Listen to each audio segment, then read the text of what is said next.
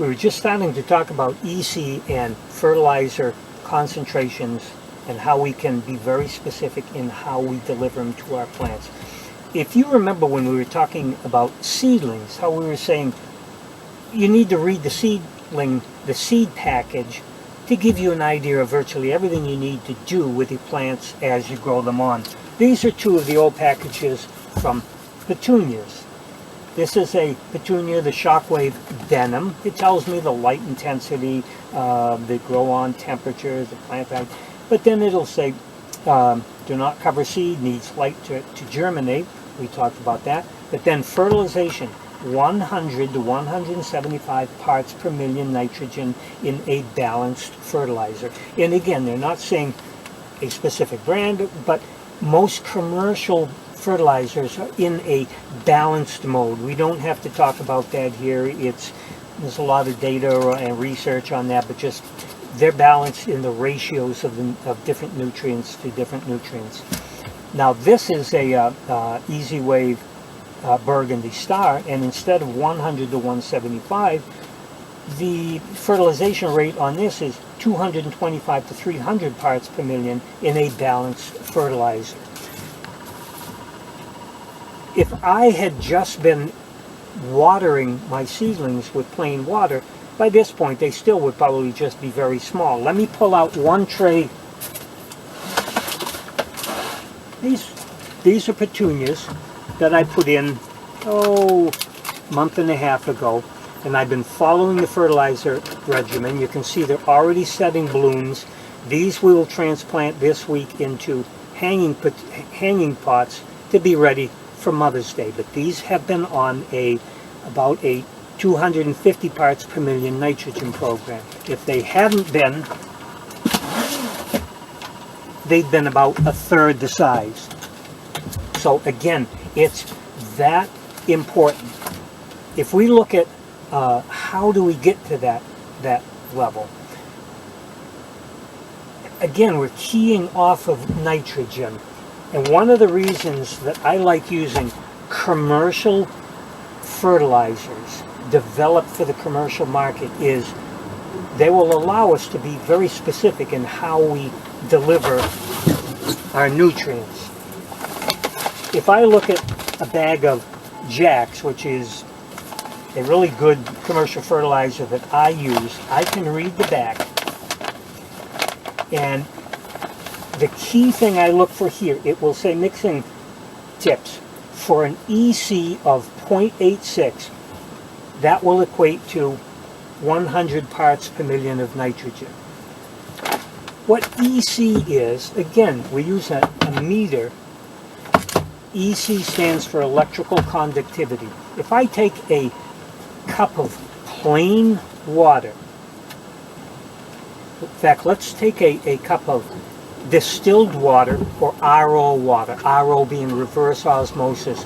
Both of these, excuse me, theoretically have no molecules in them except for the H2O, so that they should be completely free of any nutrient salts, sodium, magnesium, calcium, whatever.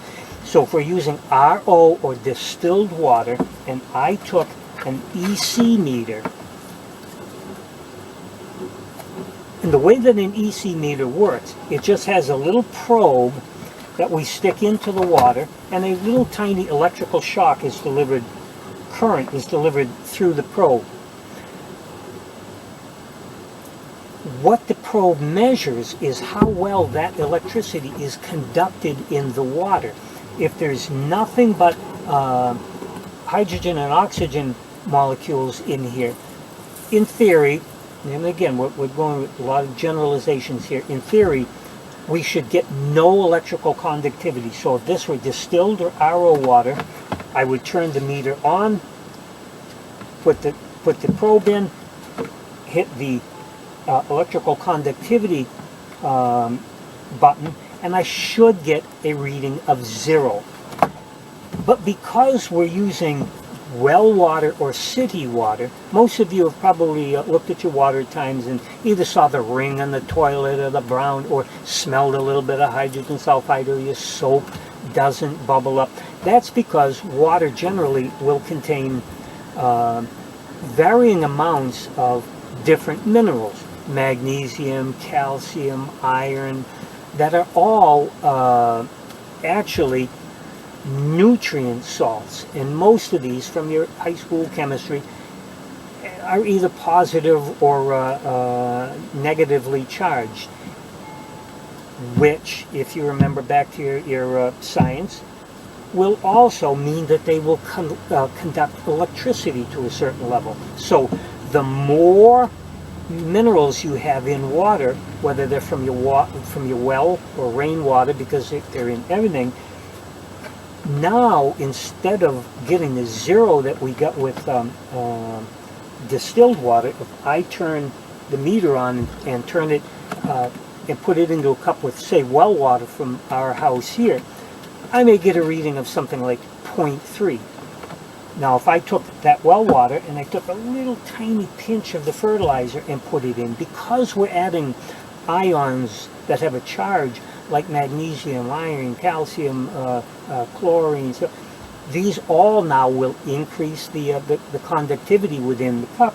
So I put the meter in, and now we may be at 0.9. We put a little more in, 1.2. We put a little more in, 1.3. We'll put another bigger point, we may get up to 2.5. We can keep going up the scale as far as we want. But what we know as growers is that we know the levels that the plants want to be at. In general, for most plants that are beyond the seedling stage, when they're small seedlings, I will feed these an EC of about 1. That means I'll take my well water and I'm putting a very little bit of fertilizer in, and I'll show you exactly how to figure that, but very light fertilizer mix. 1 is a very light fertilizer. Now they're at this phase where I'm probably at 1.5, 1.75 for most of the things like the kales and the lettuces. So I will say I need a gallon of water. I'll put a gallon of water in, put from the directions I may put a half of a teaspoon in, mix it up, put the meter in, and maybe I'm at 1.3 and I want to get to 1.5. I put another little dab in, a meter at 1.5, I'm at exactly where I need to be. Because, as we saw on the bag, if I get an EC of 0.8, I'm at 100 parts per million.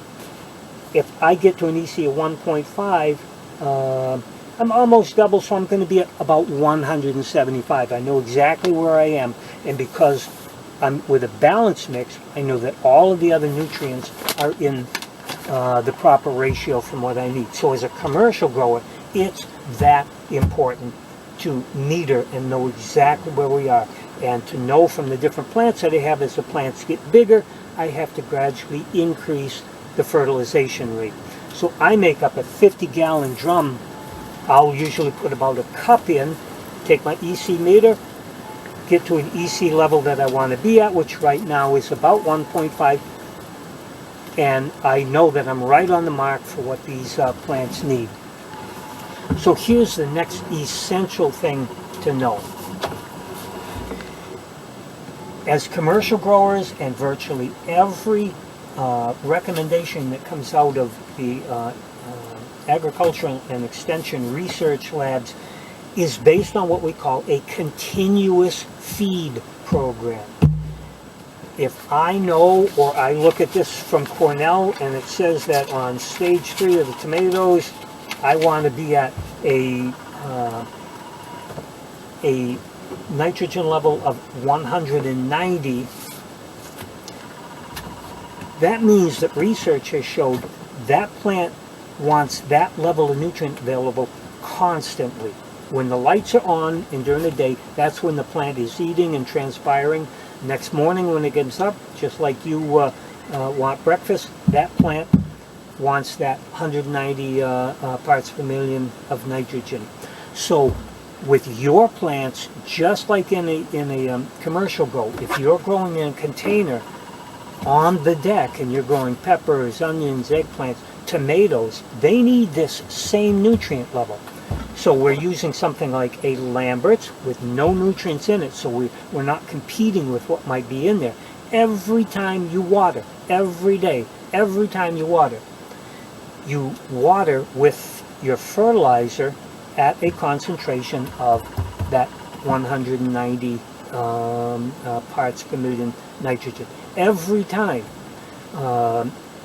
One of the biggest mistakes flower growers and veggie growers in containers make is not fertilizing on a continuous basis. They'll fertilize, some of the fertilizers will say, yeah, do it once a week. It's like you going on a 3 or 4 day fast. You can't perform optimally. The levels that are suggested in all of the research, again, are for continuous feed. Those of you who are familiar with the big, beautiful petunias that hang outside the Blue Seal store in Rochester, those are fed with a nutrient solution at about 1.75 EC, which will give somewhere in that 200 parts per million nitrogen 3 and sometimes 4 times a day. Because remember, you've got a small hanging pot, a huge plant producing flowers all day. You can't feed it once a week.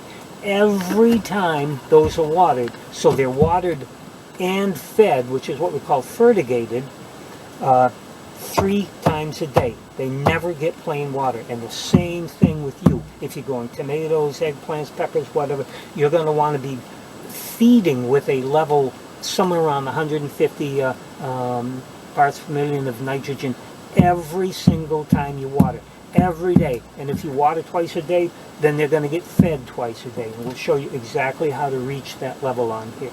So you've got to deliver the right concentration on a continual basis. This is called continuous feed application. Very critical, especially with things like hanging flowers. If you don't follow this regimen, you're going to buy a beautiful plant at Blue Seal, blooming really well, take it home, you're going to water it. A lot of people, I'll ask them, have you watered the plant? Yep. When they say the plant stopped blooming. And I know what they're going to say. I water it every day. Well, when's the last time you fed it? Well, I thought you fed it when I bought it 3 weeks ago. Every time you water, you have to feed. So that's my number one way of growing in containers. A soil-less mix with a feed program that is continuous and at the right level. You can use, there's all sorts of fertilizers. I just happened to pick some off the shelf up there because you can grab something like this. Liquid plant food, Big Bloom, made from earth castings or whatever. You look on the back, guaranteed analysis, phosphate and potash and iron. No mention of iron, no mention of micronutrients. So when you start looking at what this actually, they sell it as intending to do, is a bloom booster. There's a lot of anecdotal feeling out there that plants needed a massive amount of phosphorus, which research is actually questioning at this point. But we don't know how to control. I can look at the back on here and take the percentages, do some interesting math, and actually come out knowing exactly what the parts per million of phosphorus and potassium are. If you're interested in that, you can get in touch with me and I can send you the math calculations. But for right now, when you're fertilizing generally your vegetables and your flowers, you do not want to use something like a 10-10-10 in containers because you have no way of knowing what the parts per million they're delivering, and even if you did, you're only delivering nitrogen, phosphorus, and potassium. You're not delivering those 13 or 15 other micro essential nutrients that have to do a lot with things like quality of bloom, quality of fruit, terpenes, oil production, all sorts of things that you're looking for in your crops, be they vegetables or flowers. So as I've told you many times, I am an independent science consultant. I don't represent any companies. I don't get kickbacks or anything from companies. I will just recommend products that, from my background as a science consultant, do what it is that you're looking for that product to do. I'm going to make one more break, and we're going to finish this segment.